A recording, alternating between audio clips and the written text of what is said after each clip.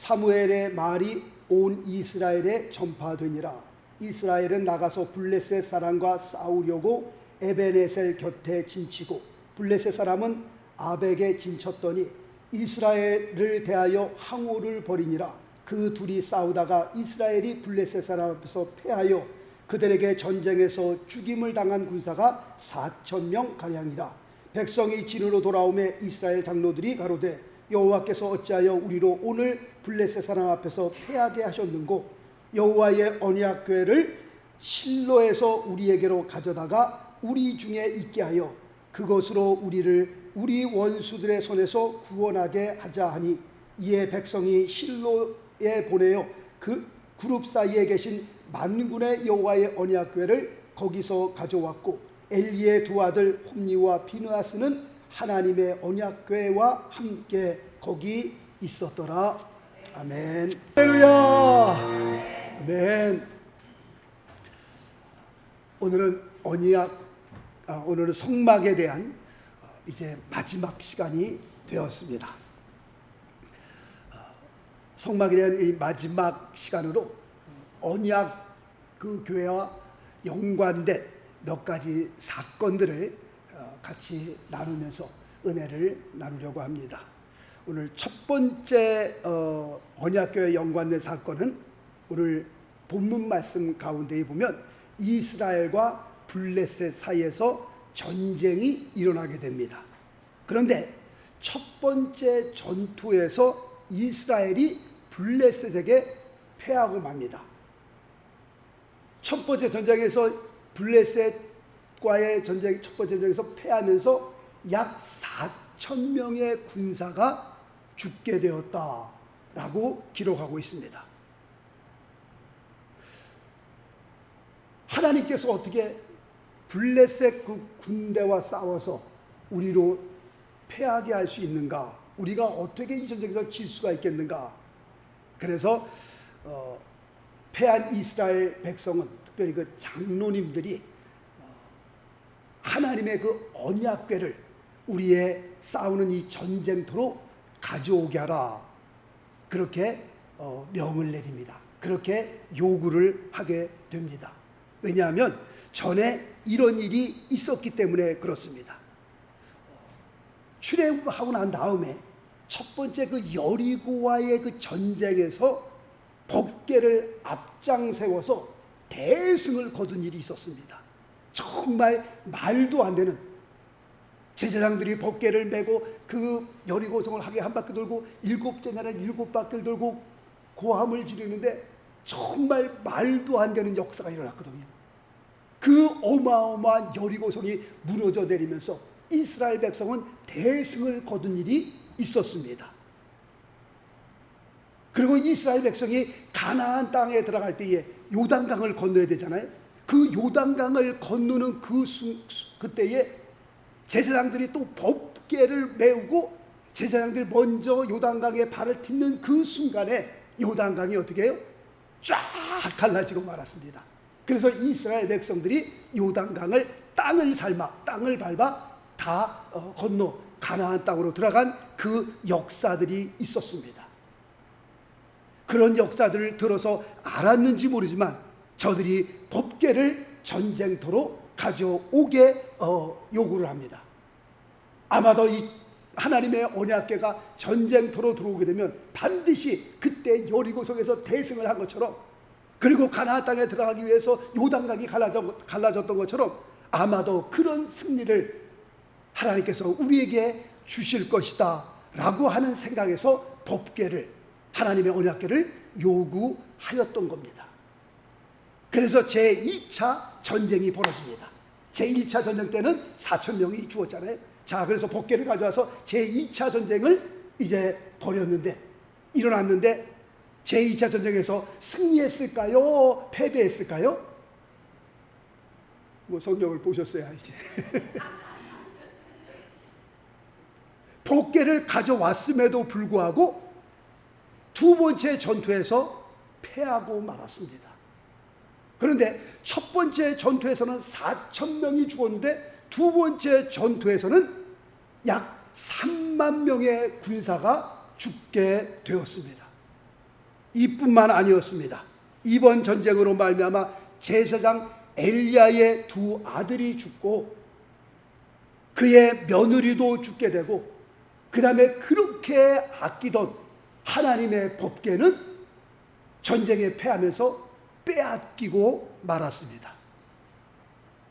그리고 이 소식을 들었던 엘리 제사장은 충격을 받아 의자에 앉아있다가 넘어지면서 목뼈가 부러져 죽게 되었습니다. 이스라엘 백성이 그 법궤에 대해서 오해하였던 것은 하나님의 법궤를 마치 무엇으로 생각했냐면 요술 방망이와 같은 것으로 생각을 했던 겁니다. 전쟁에서 지니까 이 요술 방망이와 같은 하나님의 법궤를 가지고 오면 어떻게 해요? 승리할 수 있다는 겁니다. 마치 요술 방망이로 돈 나오라 뚝딱 하면 돈이 나오고, 이 전쟁에서 승리하게 하라 뚝딱 하면 전쟁에서 승리하게 하고, 뭐 이런 것으로 하나님의 법궤에 대해서 오해하였던 것이었습니다. 그러나 하나님의 법궤는 요술 방망이가 절대로 아닙니다. 돈 나와라 뚝딱 하면 돈이 나오고, 전쟁에서 승리해라 뚝딱 하면 전쟁에서 승리하는 그런 것이 아니었습니다. 혹시 우리 가운데서도 예수 믿는 목적이 내가 왜 교회를 하고 내가 왜 예수를 믿냐면 병 낫고 돈 많이 버는 부자가 되는 것을 목적으로 내가 예수를 믿고 교회를 나온다면 그분은 예수를 잘못 믿는 것이라고 제가 확실하게 말씀을 좀 드리고 싶습니다. 기복신앙이라고 들어보셨어요? 샤머니즘이라고 들어보셨습니까? 예수를 믿고 구원받고 영생을 얻는 것과는 전혀 상관없이, 저는 놀란 게 어떤 권사님하고 통화를 하는데요, 그 권사님께서 이런 말씀을 하시더라고요. 목사님 무슨 천당 가지요, 뭐 이렇게 중요하냐고. 죽으면 다 끝인데 그냥 살아있을 때가 중요하지, 뭐 죽은 다음에 천당 가고 지옥 가고 뭐 그게 이렇게 중요하겠냐고. 제가 그 말 듣고 깜짝 놀랐어요. 권사님이 그러시더라고요. 권사님께서 내가 예수를 믿는 것이 천국과 지옥은 뭐 상관없고, 그 뭐 죽은 다음에 천국 가든 지옥 가든지 그게 뭔 상관이겠습니까? 목사님 죽은 다음에 그 뭐가 그렇게 중요하겠습니까? 예수 믿어 구원받고 영생 받는 것, 그것과는 상관없이 정말 예수 믿어서 병이나 낫고서 건강하고 그 다음에 돈이나 많이 벌어서 부자 되면 그걸로 장땡이지 뭐 더 원하겠냐. 바로 이게 기복신앙입니다. 바로 이것이 샤머니즘이라고 말씀을 드리고 싶습니다. 혹시 우리 가운데에 십자가 목걸이를 하고 십자가 반지를 끼고 또 집에다가 십자가를 걸어 놓으시는 분들이 있어요. 그 목적이, 십자가의 목걸이를 하고 십자가 반지를 하고 집에다가 십자가를 걸어 놓는 목적이 병이 낫고 그 다음에 하나님 우리 집에 큰 복을 주옵소서, 그 복받는 목적으로 그렇게 하고 다니신다면 내가 차고 있는 이 십자가 목걸이라든가 반지는 무엇과 같은가요? 마치 부적과 같은 것이다 라고 말씀을 드립니다. 이게 기복신앙이고요, 이게 샤머니즘입니다. 물론 우리가 믿고 섬기는 하나님, 복의 근원 되신 하나님입니다. 복의 근원 강림하사, 복의 근원 되신 하나님께 기도하라 라고 하는 성경 말씀도 있습니다. 하나님께서 사람을 창조하시고 남자와 여자를 창조하시고 난 다음에 제일 먼저 하신 말씀이 그들에게 복을 주시는 거였습니다. 그들에게 복을 주시며 가라사대 라고 기록되어 있습니다. 복의 근원 되신 하나님으로부터 우리가 복받는 것, 이거는 뭐 당연한 겁니다. 천지 우주 만물을 창조하신 그 하나님을 향하여 우리가 복달하고 기도하는 것, 이거 맞는 겁니다. 잘못된 것 아닙니다. 그러나 복을 구하는 우리의 자세가 하나님을 부적과 같은 분으로 알아서 마치 하나님의 언약궤를 가지고 오면 그냥 돈 나오라 뚝딱 하면 돈 나오고 전쟁에서 승리하고 그런 부적으로 알고 있다면 그거는 착각이다라고 말씀을 드리는 겁니다. 하나님은 우리가 부려먹는 존재가 아니라 우리가 하나님을 경외하고 하나님을 섬겨야 할 뿐입니다. 마치 하나님을, 우리가 믿는 하나님을 부적과 같이 생각해서 그 하나님은 우리의 병을 치료하고 우리의 모든 요구하는 것들을 들어주시고 그 다음에 복을 주시는 그냥 하나님으로 생각한다면 그거는 오산입니다. 이스라엘 백성이 마치 하나님의 언약궤를 그렇게 생각했던 겁니다. 여리고 속에서 대승을 거두고 요단강을 건널 때 하나님의 법궤를 앞장세우니 요단강이 갈라지고 이런 역사를 들었으면서 야, 이번 전쟁에도 하나님의 법궤가 오면 우리는 분명히 이길 것이다. 하나님의 법궤가 우리를 이기게 해주실 것이다. 물론 이기게 해주시지만 그 하나님의 법궤를 마치 우리가 부적처럼 생각하고 그렇게 하나님을 믿는다면 그거는 잘못된 겁니다. 이런 면에서 볼 때 이스라엘 백성이 하나님 앞에 큰 죄를 범한 겁니다. 하나님 앞에 큰 실수를 범하였다라고 말씀드릴 수 있습니다. 두 번째로는 사무엘상 6장에 보면 블레셋 사람은 그 빼앗은 하나님의 그 언약궤, 하나님의 법궤를 자기들이 모시는 신당에다 갖다 놓습니다. 그리고 자기들이 섬기는 그 신 옆에다 하나님의 법궤를 갖다 놓습니다. 무슨 뜻이냐면 이들은 그냥 하나님의 법궤를 볼 때도 많은 신들 중에 하나라고 생각을 했던 거였습니다. 보통 그냥 신들 중에 하나일 것이다 라고 생각해서 자기들이 섬기는 그 신당에다가 그 자기 신 옆에다가 갖다 놓았습니다. 자, 어떤 일이 일어났냐? 말씀 보겠습니다. 사무엘상 5장 3절 말씀 보니까 아스돗 사람이 이튿날 일찍이 일어나 본즉 다곤이, 자기들이 섬기는 신입니다. 다곤이 여호와의 궤 앞에서 엎드러져 그 얼굴이 땅에 닿았는지라 그들이 다곤을 일으켜 다시 그 자리에 세웠더니, 여호와 궤를 자기들이 섬기는 그 다곤 신상 앞에 놨는데 아침에 가보니까 어떻게 해요? 그게 쓰러져 있단 말이죠. 그래서 다시 이렇게 세운 겁니다. 이게 왜 쓰러졌나고 다시 이렇게 세운 거예요. 자, 다음 말씀 볼까요? 사무엘상 5장 4절 보니까 그 이튿날 또 그 다음날 가봤습니다. 아침에 그들이 일찍이 일어나 본즉 다곤이 여호와의 궤 앞에서 엎드러져 얼굴이 땅에 닿았고, 이제는 어저께 그것뿐만 아니라 그 머리와 두 손목은 끊어져 문지방에 있고 다곤의 몸뚱이만 남았더라 라고 기록되어 있습니다. 야, 어떻게 이런 일이 일어날 수 있을까? 그냥 첫날은 쓰러졌으니까 실수인 줄 알고 세워놨는데 그 다음날 이튿날 일찍이 가보니까는 이게 두 손목이 끊어져 있고요, 몸뚱아리만 남아있더라 라고 기록되어 있습니다. 그런데 이것뿐만 아니었습니다. 이 사건 이후로 하나님께서는 그 아스돗 사람에게 독종이라고 하는 재앙을 내립니다. 그리고 그 독종으로 인하여 그 지방이 아주 그냥 망할 정도가 되었습니다. 그러니까 이 아스돗 사람들이 모여서 회의를 합니다. 야, 우리가 전쟁에 승리해서 하나님의 언약궤를, 이 법궤를 갖고 왔는데 이 언약궤가, 이 법궤가 우리가 섬기는 그 다곤 신상을 이렇게 부숴놨으니, 그리고 독종이 이렇게 돌고 우리가 많은 사람이 죽으니 이 일을 어찌하면 좋겠는가 회의하는 가운데에, 야, 이 법궤는 무섭다. 그래서 가드라는 곳으로 옮기게 됩니다. 그런데 그 하나님의 언약궤가 가드라는 곳으로 옮겼는데 그 옮긴 그곳에서도 독종과 함께 큰 환란이 일어나게 됩니다. 그러니까 이들도 그냥 막 무서우니까 그 법궤를 에그론이라는 곳으로 또 옮기게 됩니다. 에그론이라는 곳으로 옮기게 되니까 그 에그론 사람들이 일어나서 난리가 난 거예요. 가는 곳마다 막 큰 환란들이 일어나니까 그 사람을 가는 곳마다 많은 사람들이 죽는데, 우리도 죽이려고 너희들이 우리 에그론 쪽으로 이것을 옮기느냐? 안 된다. 우리는 받을 수 없다. 그래가지고 그들이 모여서 결론을 내린 것은 이 법궤를 다시 있던 곳으로 다시 보내자라고 하는 그런 결론이 납니다. 그래서 소에다가 수레를 메워가지고 그 다음에 거기다 하나님의 법궤를 올려놓고 이젠 다시 있던 곳으로 보내게 됩니다.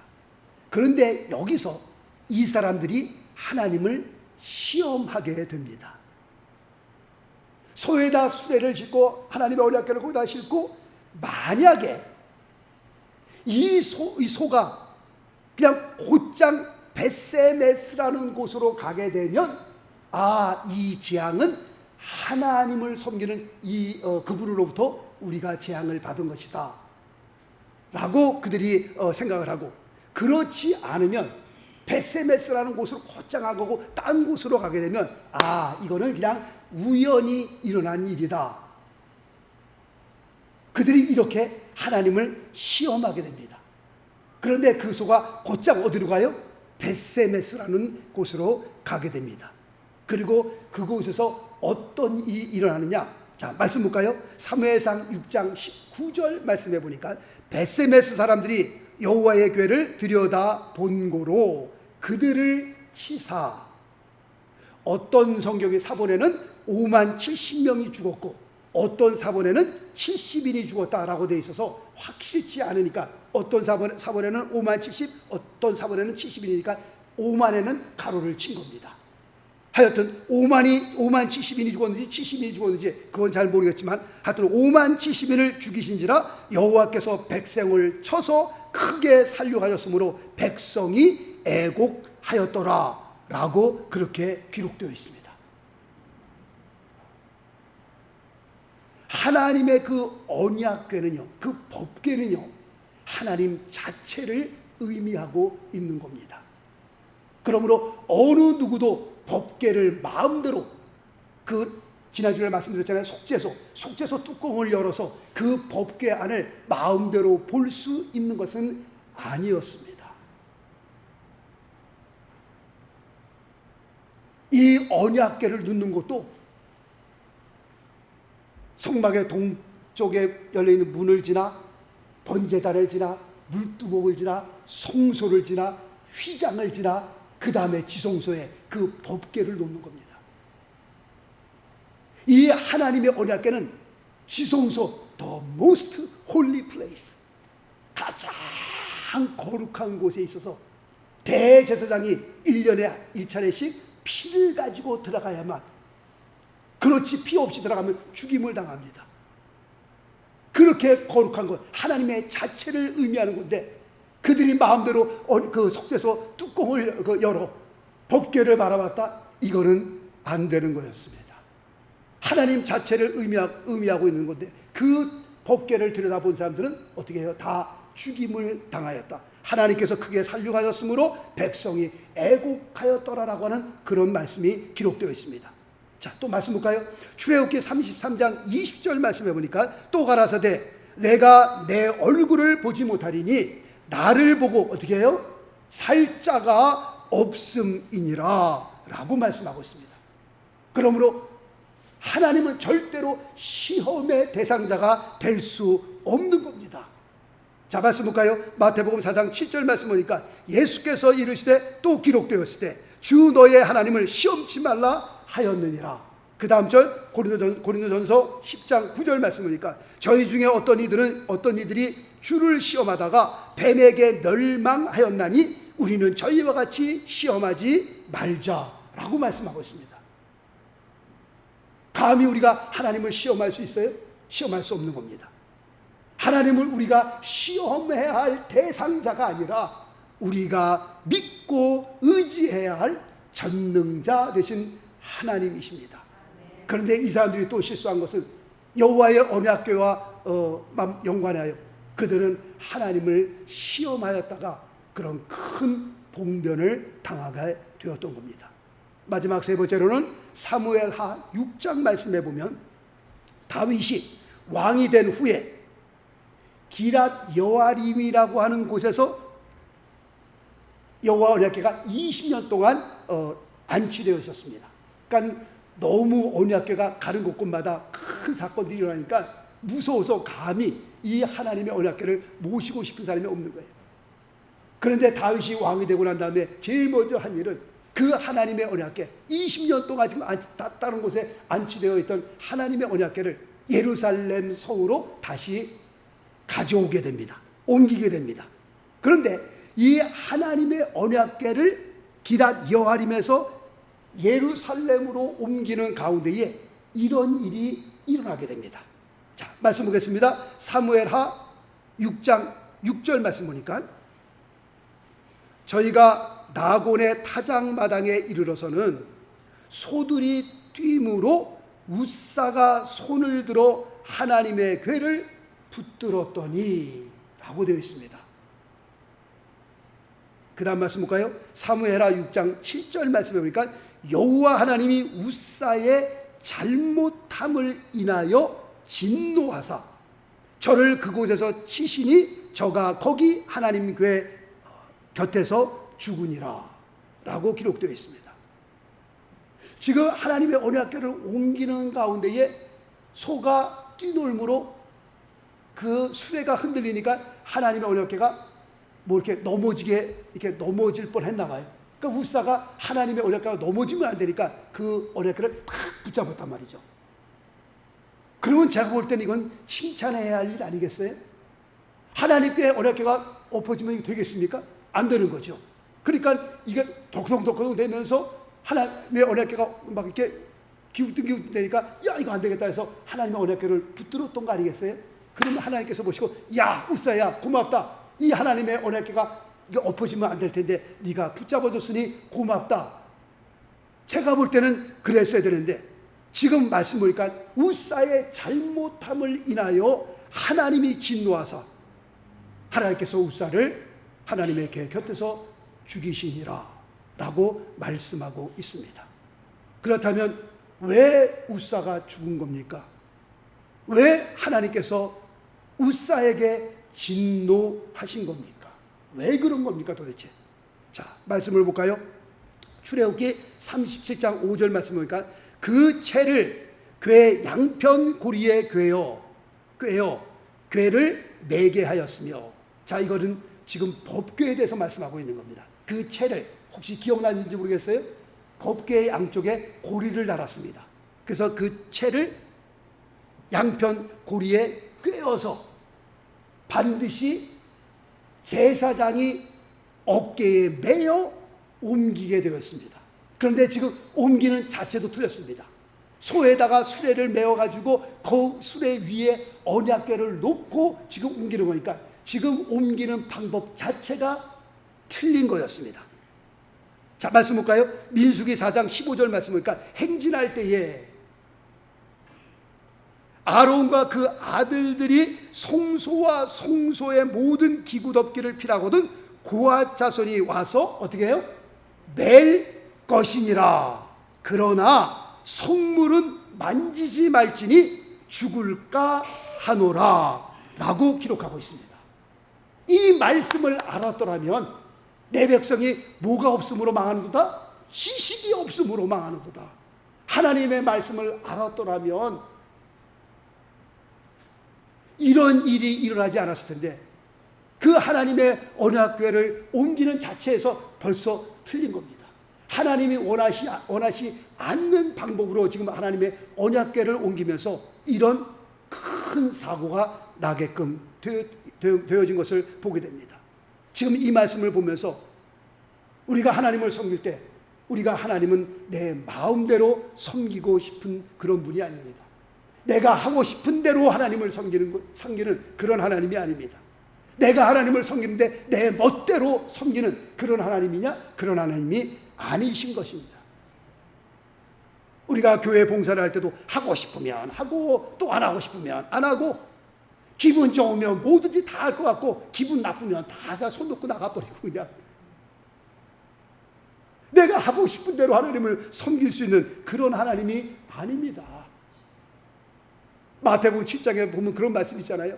내가 당신의 이름으로 예수의 이름으로 귀신도 내어 쫓고 병든 자도 막 고치고 그런 역사를 일으키지 않았습니까? 하나님께서 뭐라고 말씀하고 계세요? 내가 너를 도무지 알지 못하노라. 불법을 행한 자여 내게서 떠나가라. 내게서 물러가라. 어떻게 보면요, 내가 하고 싶은 대로 주님을 섬긴 거예요. 내 멋대로 하나님을 섬긴 거예요. 내 생각대로 내가 하고 싶은 대로. 아니요. 우리가 하나님을 내가 마음대로, 내가 섬기고 싶은 대로, 내 방식대로 섬길 수 있는 그런 분이 아닙니다. 하나님의 말씀을 보니까요, 하나님의 말씀대로 우리가 그분을 섬길 수 있어야 하는 겁니다. 다시 말씀드리면 똑바로 섬길 수 있어야 돼요. 자, 말씀 볼까요? 역대상 28장 9절 말씀 보니까 이제 하나님께서 다윗을 이제 부르시기 바로 직전에, 이 세상을 떠나기 바로 직전에 아들 솔로몬에게 부탁한 말씀입니다. 내 아들 솔로몬아, 너는 내 아비의 하나님을 어떻게 해요? 알라는 겁니다. 그 다음에 뭐라고 말씀하고 있어요? 온전한 마음과 기쁜 뜻으로 섬길지어다. 마지막 부탁입니다. 아들 솔로몬아, 너는 하나님을, 너의 아비의 하나님을 알고 섬기라는 거예요. 알고. 무턱대고 섬기는 것이 아니라. 옛날에는 막 덮어놓고 믿었잖아요. 그냥 막 뭔지도 모르고, 옛날 막 50년, 60년, 70년까지 막 덮어놓고 막 믿습니다. 덮어놓고 믿으면 돼요? 안 돼요? 안 되는 거죠. 이제 열어놓고 믿어야 돼요. 열어놓고. 하나님의 말씀을 알고 믿어야지. 하나님의 말씀과는 전혀 상관없이 무턱대고 그냥 내가 하고 싶은 대로 그냥 그렇게 섬기는 것이 아니라, 다윗이 아들 솔로몬에게 부탁했던 것처럼 알고 섬기라는 거예요. 알고, 하나님의 말씀을 알고, 하나님이 뭘 원하시는지, 하나님께 뜻이 어디에 있는지 좀 알고 섬겨라.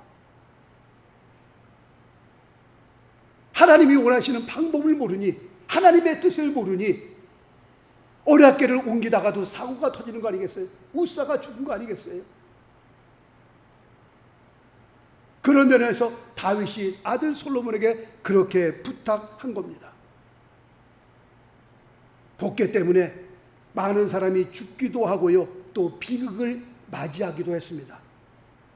그것은 분명 잘못 알고 섬겼기 때문에 그렇습니다. 그러나 반대로 복계 때문에, 하나님의 언약궤 때문에 많은 기적과 축복을 받은 사람도 있습니다. 무슨 뜻입니까? 우리가 하나님을 섬길 때 어떻게 해요? 잘 알고 섬기려는 겁니다.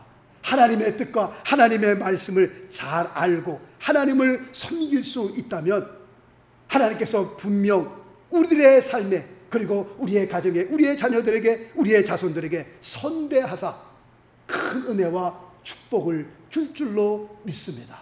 한평생 우리가 그렇게 하나님을 잘 알고, 그 다음에 하나님의 뜻 가운데 주님을 섬김으로 말미암아 우리 자손 대대로 하나님께서 우리의 가정에 선대하사, 우리의 삶에 선대하사 하나님의 귀한 기적과 축복을 보는 놀라운 축복의 삶이 되시길 예수 그리스도 이름으로 축원합니다. 기도하겠습니다.